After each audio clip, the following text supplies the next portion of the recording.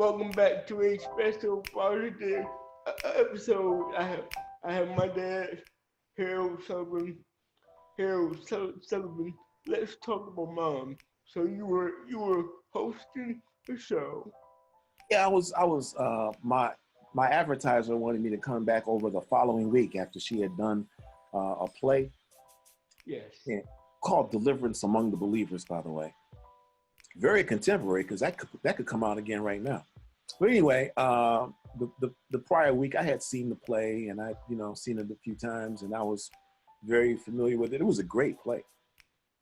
So when she asked, she says, "Well, I don't have the money for an advertising budget, but I'm just wondering if perhaps you'd be able to come over and be our MC the next week during the Friday, Saturday, and Sunday run."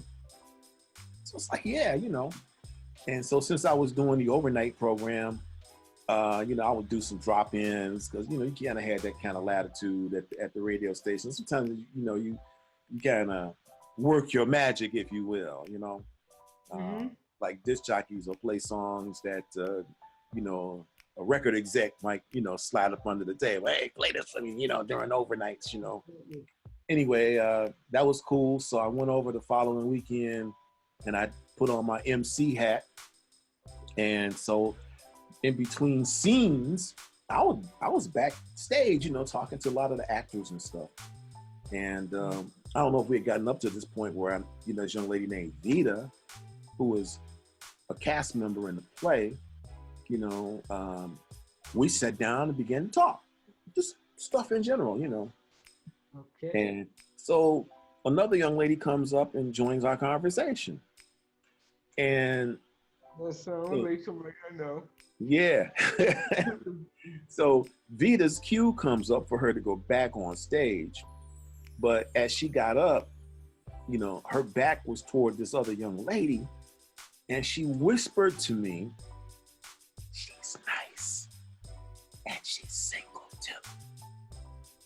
So she went on and got her, did her thing and went back on stage. So now it's just myself and this young lady, who I later learned her name was Brenda.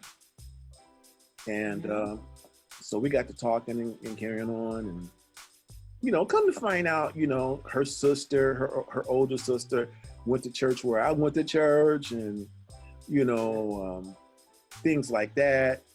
So I got her phone number.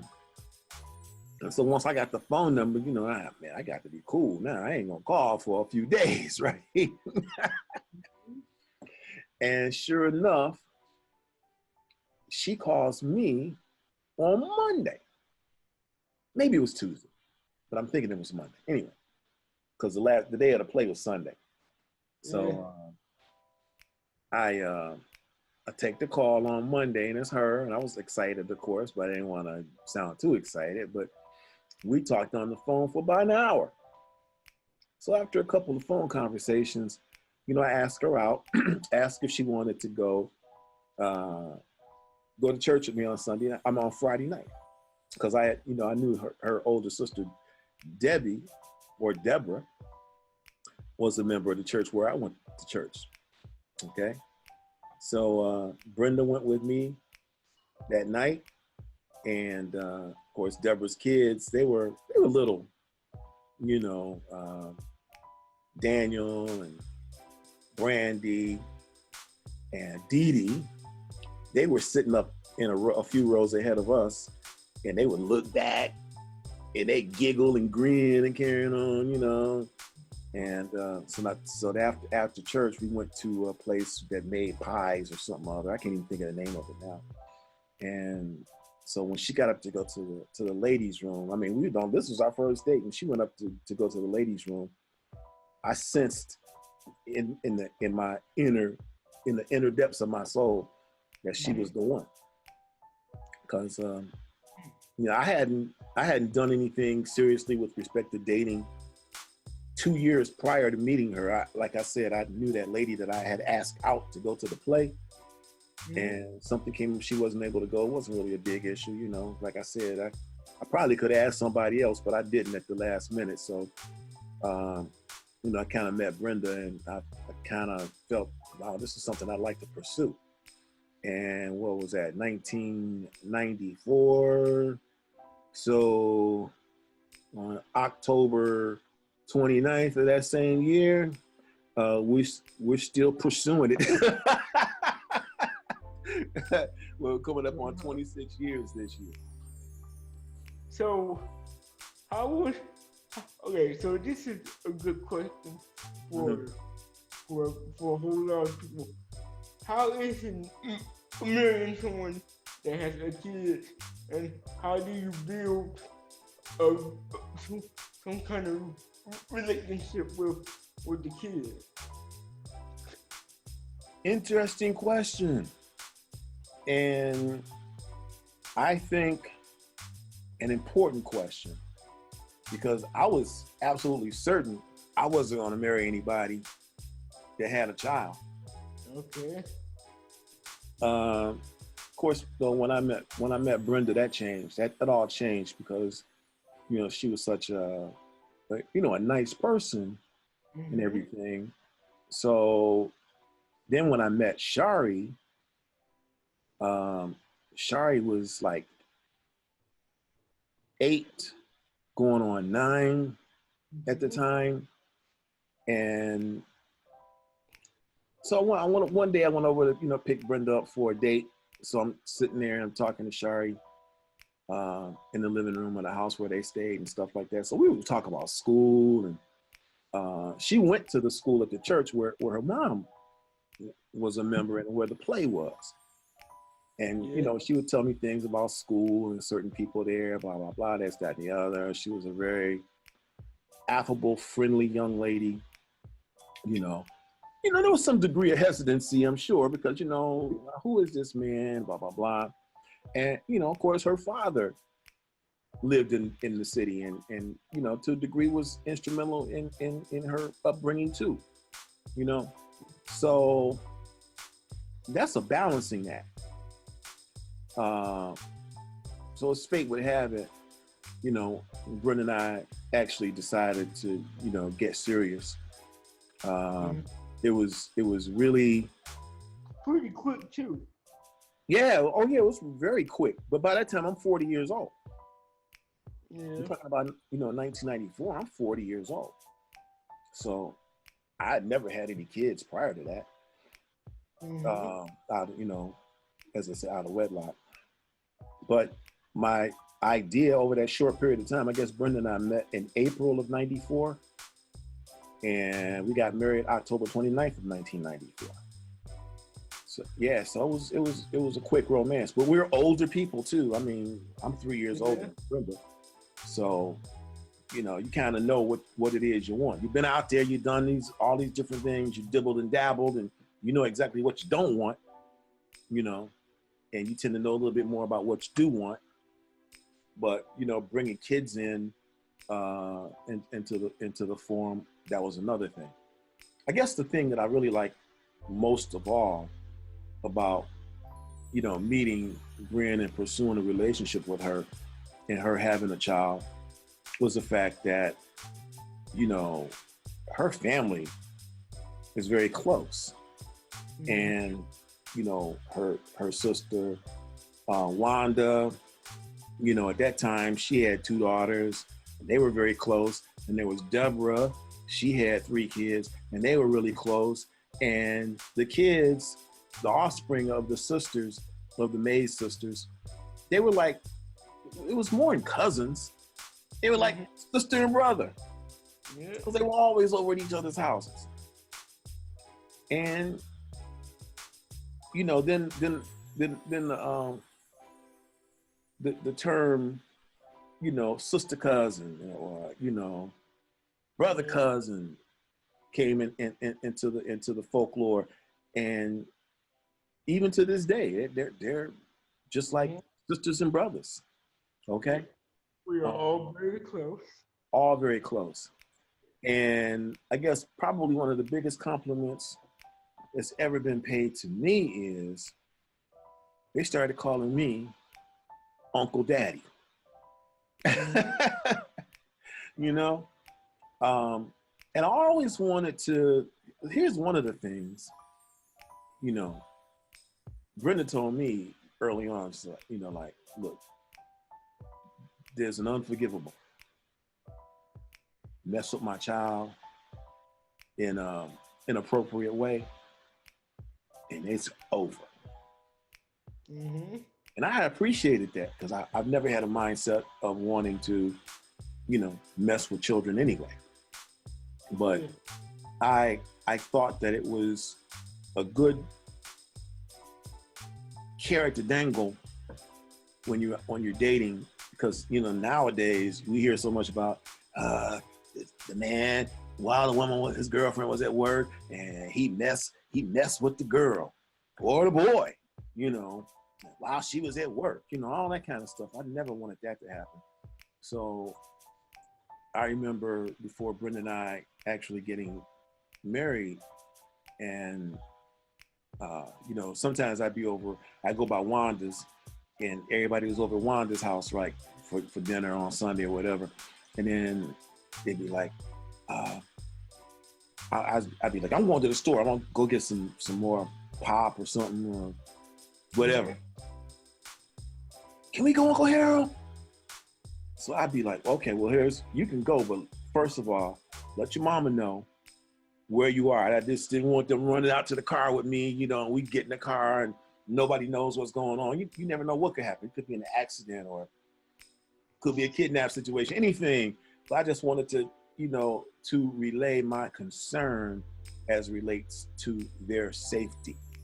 Okay. And I always share with them that, when you're at my house, if you guys are in the bedroom or somewhere, I'm gonna knock on the door and announce myself before I come in. All right. So anyway, October 29th rolls around. Brenda and I get married, and it's just Brenda, Shari, and myself. And one of the things you learn with children is don't push it. Don't push it. And so I got an opportunity to know her birth father, Tyrone. And in that scenario, it was cordial. Not like we're running boys or anything like that, but sometimes he would call over to the house, to speak to Shari, and Shari might not be there. And I might be on the phone 20 minutes with him, just talking about things in general and stuff like that. So I was of a mind at one point in time to maybe entertain adoption, if you will. But I think that a lot of times as Black men, I think we have an ability, somewhat of an inner scope, if you will, to understand where we are with respect to boundaries and stuff like that. And I decided, well, maybe, and as she was getting older anyway, I wouldn't do the adoption out of respect to him. Okay? You understand what I'm saying? Or does your audience understand what I'm saying? It was a respect thing. And me thinking at some point in time, she was not going to be a Sullivan anyway. But she was a Sullivan. So much so, and I'm pretty sure you can testify to this as well. We'd be out, and people be like, oh, she looks just like you. And it got to the point, she and I, we laugh and giggle, wouldn't say anything more about it. But I guess, as they say, if you feed a child long enough and house them, they start to look like you. So, Yeah, cause we don't use the word step or have. We never do. As a family, we have not done that. And again, the sister cousins and, uncle daddies and all of those different kind of things are really a hallmark of the family structure. Yeah. That's cool. Yep. 3, 2, 1. So you got Shari, and you and Shari are cool. Mm-hmm. Of course, she called you dad. So Yeah. So after that, you waited a little bit. Well, not a long time, but about a year and a half later. Someone comes along. Yeah. You came along. So that family became 4 in number. And at that time, of course, I was 40. So you were my first birth child. Mm-hmm. And Well, Shari, only. huh? Yeah. Yeah. Only. Yeah. So Hopefully. yeah, you're the only one. Okay. So that was an interesting dynamic. And so I think our family really gelled very well over that period of time. Mm-hmm. Welcome to the family. Yes. So how is it? So you got somebody with a kid, and then you get a kid, and then you get your own kid, but then he has a disability. So how is that for a parent? Yeah. We discovered there was some delay in your achieving milestones. Mm-hmm. And that's something really hard for a parent. You're thinking, yeah, toss the ball around with my boy and run and tackle and all those different kind of things, and then you can't do that. And then, it's determined that, well, we'll do all we can, to see if he's going to be able to walk, blah, blah, blah, this, that, and the other, and that doesn't come around. Mm-hmm. But I think that, by the time that we had moved from over on the east side to our house right next door to my mom and dad, that was a tremendous blessing, because my mom was able to watch after you and stuff during the time that Brenda and I were at work, and to be in those friendly environs, you had a chance to be close to your grandparents, and they were very close to you. He loved seeing you all the time. And they love Shari too. Let me tell you, man, they love Shari. Mm-hmm. And I used to call my dad the butcher of names, because in my dating era, I'd bring somebody by the house, and I tell them, this is Charlotte, and, oh, hey, Sherry. Like, no, Dad, it's Charlotte, blah, blah. When I met Brand, I was like, Dad, her name is Brenda. Brenda. Say it with me. And he would say it, and he'd say Brenda. Shari, on the other hand, was the girl for about a year. Like, Dad, her name is Shari, not the girl, But he finally came around. My mom, she picked up on things real quick, So when she passed back in '97, that was kind of crucial, Yeah. But that was something else. And can I interject something? Yeah. Seeing as how this is like a Father's Day situation. I always told Shari, I said, Shari, I don't want you to, feel how do I want to put it?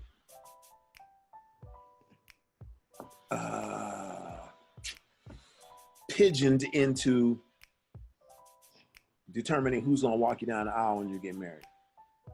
I said, whatever you decide, I'm gonna honor that and work with that, You know what I'm saying? Because, you know, Tyrone was with you 8 years prior to my even coming up on the scene, whatever, you know. And what she did at her wedding was probably one of the biggest tributes to me from a stepdaughter that one could ever have. Was she decided, Dad, I'm gonna have Tyrone walk me down. She's Daddy Tyrone, walk me down 8 pews, and you meet us at the 8th, walking on either side of me, and walk down to the altar. I am still honored by that to this very day. Still honored. And makes you a little teary-eyed because she's no longer here. Yeah. She left us in 2014. Yeah. Yep.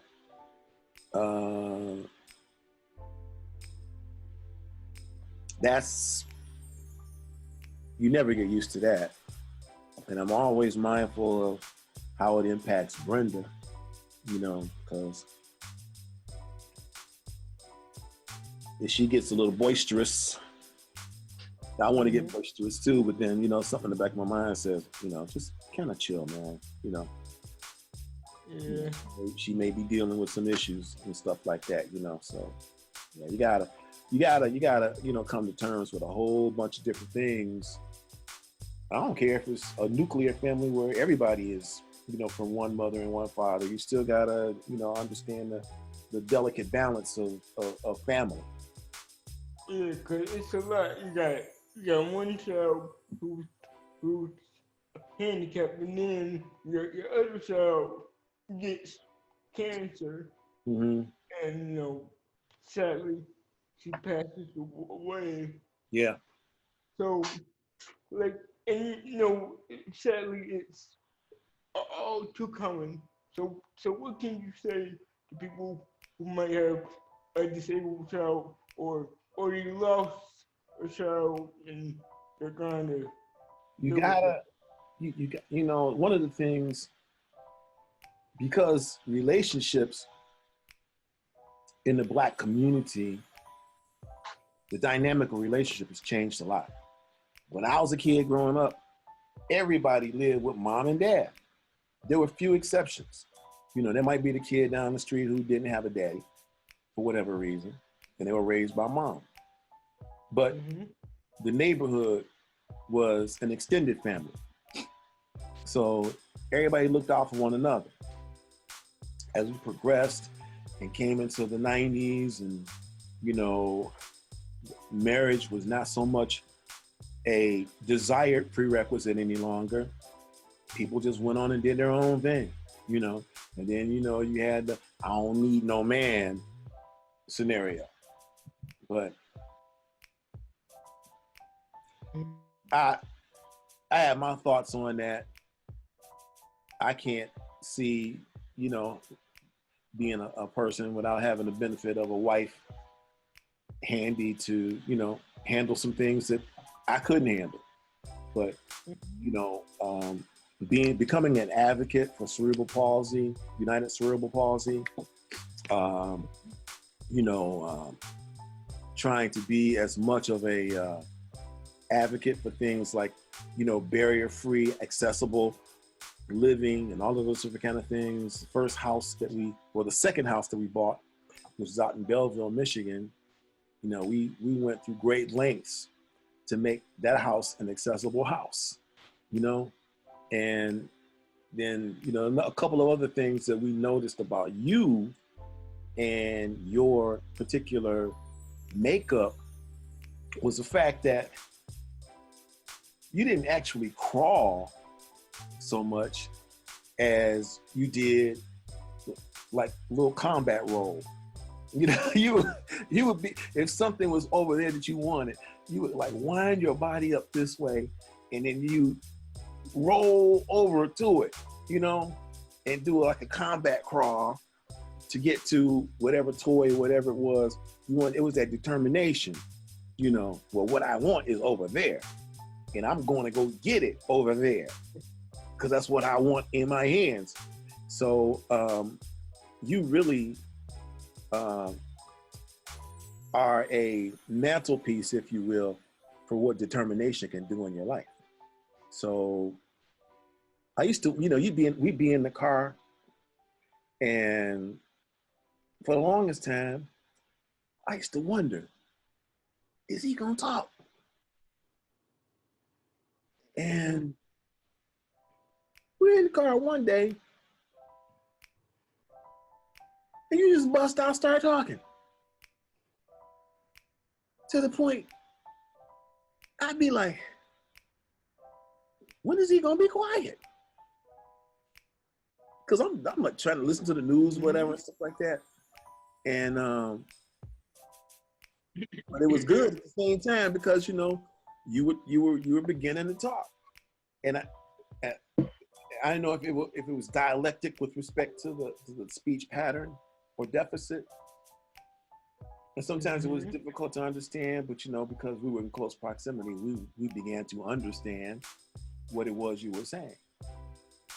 But then you also develop a flair for writing.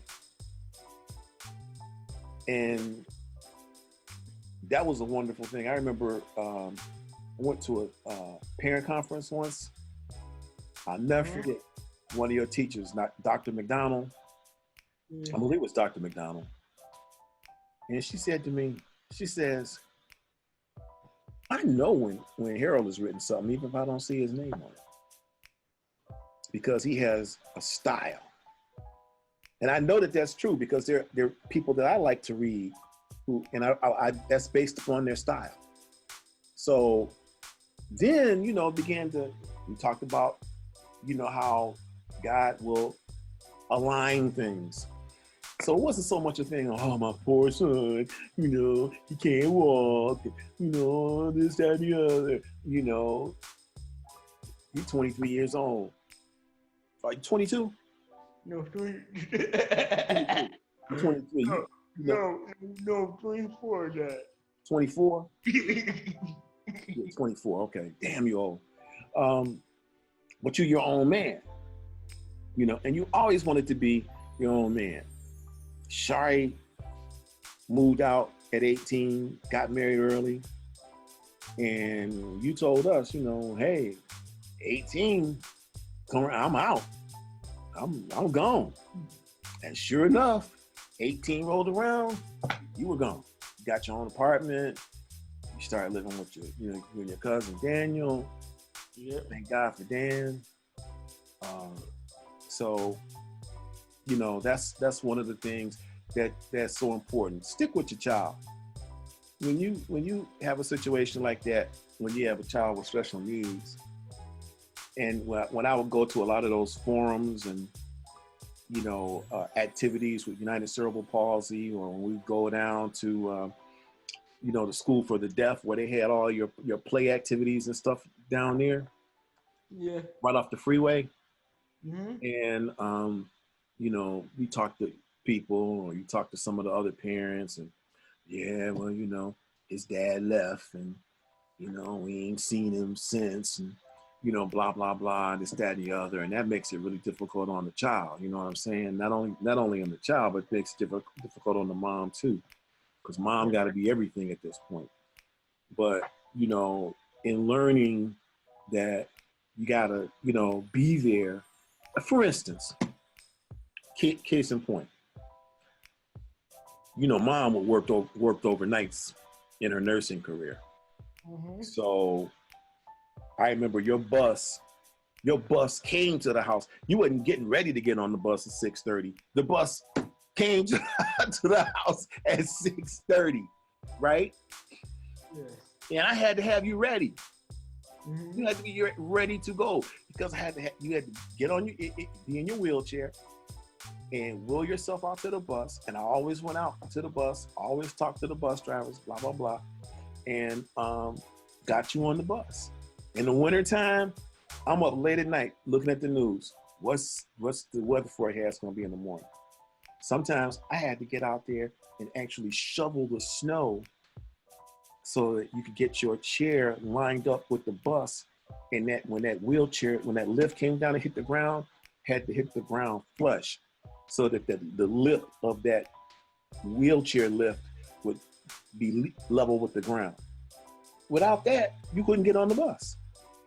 So we would laugh and joke in the morning time, getting you ready. Well, I'd be doing most of the laughing and joking because you were not the morning person. You were not the proverbial morning Joe. But I used to tell stupid jokes and all of that kind of stuff to kind of get you up and going. But yeah, that was a bonding right there. I felt like that was a bond. Then I started to really understand your love for creativity and media arts, and we got the bigger vehicle, the one with the wheelchair lift, and we would listen to different media on the by disc. Who was that we used to listen to a lot? Rotten School. Rotten School. That was tape actually. That was on tape. It was on tape? Yeah, we had it on tape. Yeah, we old. Oh, okay. I don't even have tape anymore. You can't find it. R.L. Stein. Yeah.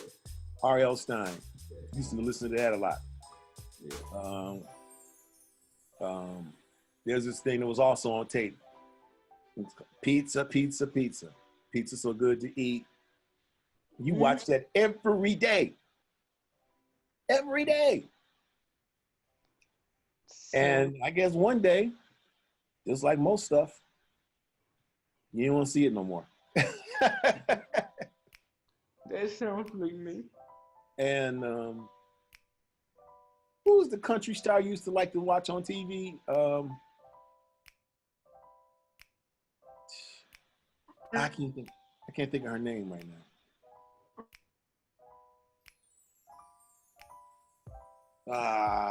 Doggone it. She had a TV show.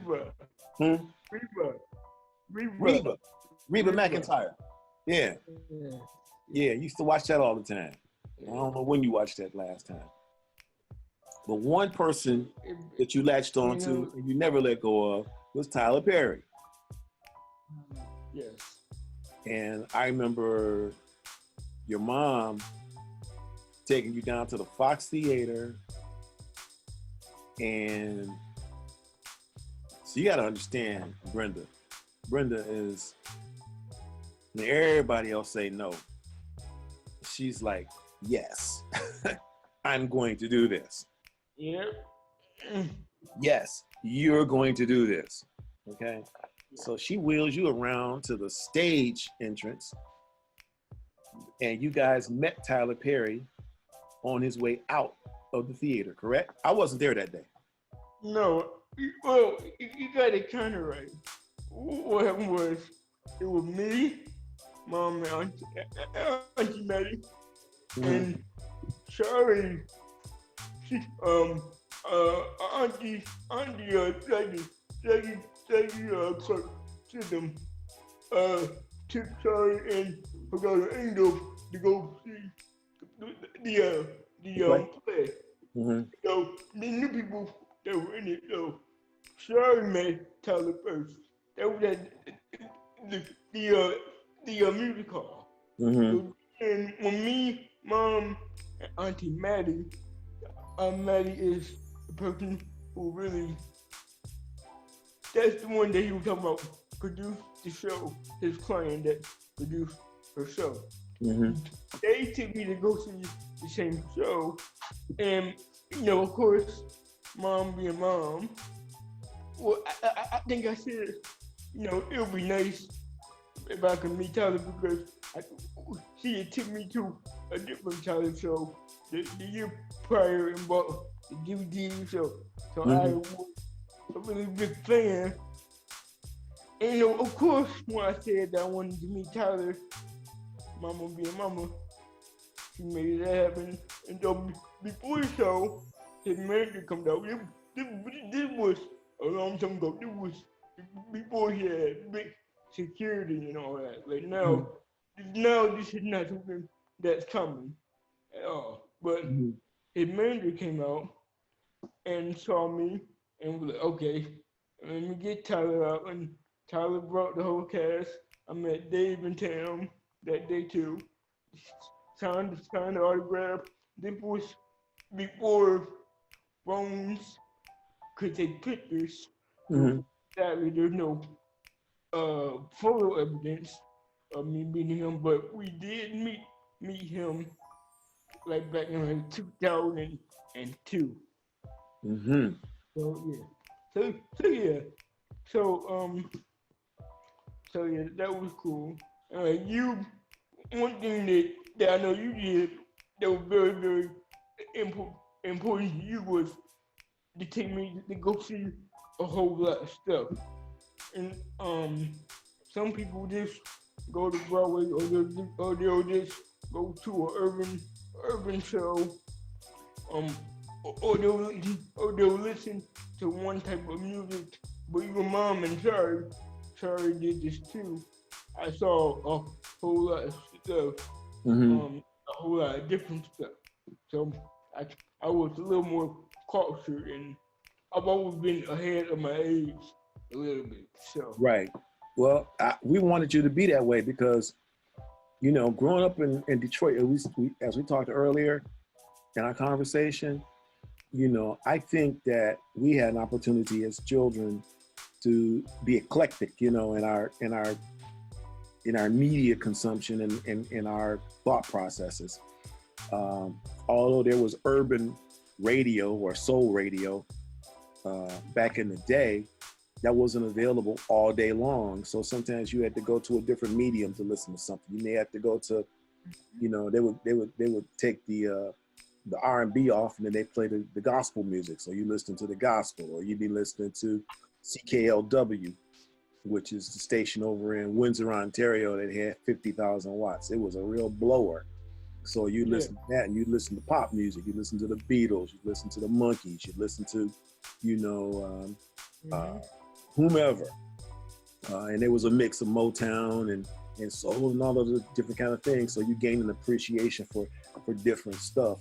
So you got to open up to different genres of entertainment, media, you know, literature, all different kinds of things. Because, you know, that thing that you swear that you don't like, if you allow yourself to, you know, deal with it for a short period of time, it might be something that you really do like. You know, very few movies have I ever gone to where I've walked out on them because I didn't like it. And I may have actually sat through some that I didn't like, but I got something out of it, at least, you know. But I give mediums a chance before I'm like, oh man, this ain't for me. If I'm watching a movie, I'm gonna be like, all right, let me see where this is going. Sometimes it's not really going anywhere, and before I get too invested in it, then I'll turn it off. But if I'm watching something and I get a little bit turned on, or something, if there's a twist, like in some of your work, your theatrical work, your character development, you know, your placement, what the characters may have forward knowledge of that somebody else doesn't have the knowledge of, but because you're an audience member, you kind of know what is transpiring in that particular space. I don't know if I'm making myself clear or not, but you know, that takes a depth of I guess you have to have a degree of creativity. Yeah, basically, you wanna have your children know it as much about, like Dad said. Once him and Mom and Sorry figure out, oh, he's going to be a writer. We need to find, you know, camps and different programs to help him do that. Yeah, shout out to Robert Douglas for his camp. Yeah, my mentor, yep, the person who taught Yep. me how to write and how to direct. Yep. Yep. Shout out to him because you know, he invested a lot of time and confidence in you to allow you to get to the point where you are now. Yeah, I'm very confident. I think I'm a very confident person. Well, that's what you have to have. You have to, you know, in athletics, you have to be confident. If you're the quarterback, you're the leader. And when you go into that huddle, you know, you got to be in a position where you're telling people, hey, we're going to run this play. Mm-hmm. Why are we going to? No, we're running this play. We're running a 5-7 audible slant with a directional. Yep. So when you come out of that huddle and you clap, that's what it is. When you step up to the line of scrimmage, that's what it is. So that's what you do in your production, because I see you. You don't want anybody to alter your narrative. Now you may take some input, but when we're in at game time and you come out of the huddle, this is what it is. Damn it, we're running this, and you know, being young and having the ability to have that vision and to carry that vision out, that's really something. That's an important aspect of you know, carrying out your artistry. Yeah, you have to have that. Okay, this is the last question. What's one thing that people may be surprised, and you myself to know about you? What's one thing that might surprise someone about you? About me. Well, at one time, I played drums, and I was a half bad drummer. You know, played with my best friend Freddie down in the basement over his house on Pennington. Everybody in Detroit had musical aspirations back in the '60s, and like I was saying earlier about how, you know, your parents or our parents indulged us in a lot of our activities and our desires and our wants. Mm-hmm. You know, my dad bought me a drum set, which was down in the basement. So I played drums and got an opportunity to play with a couple of little bands and stuff like that.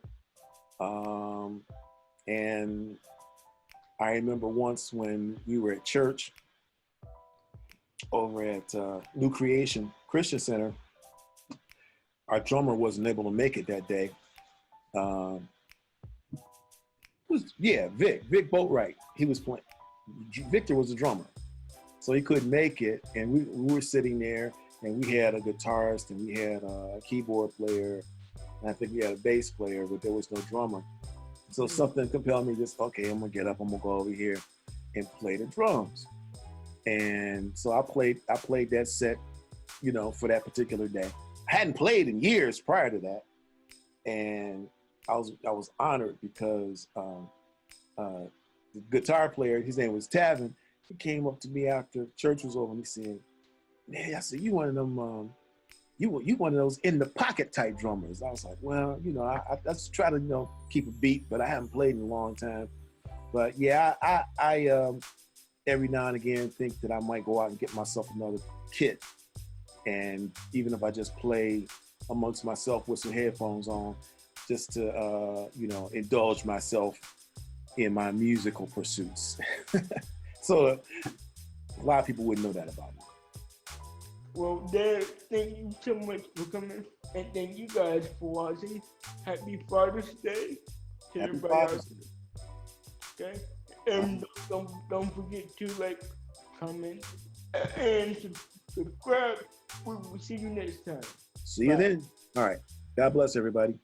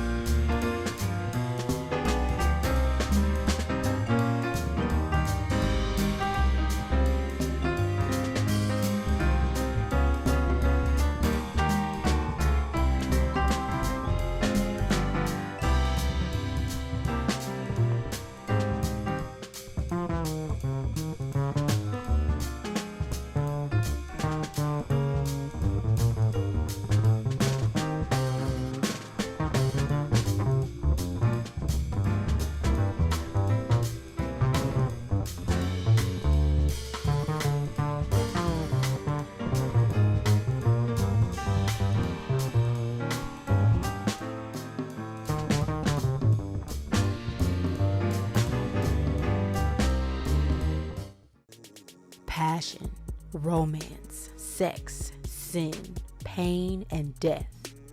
Love unexpected. When you think you know your partner, think again.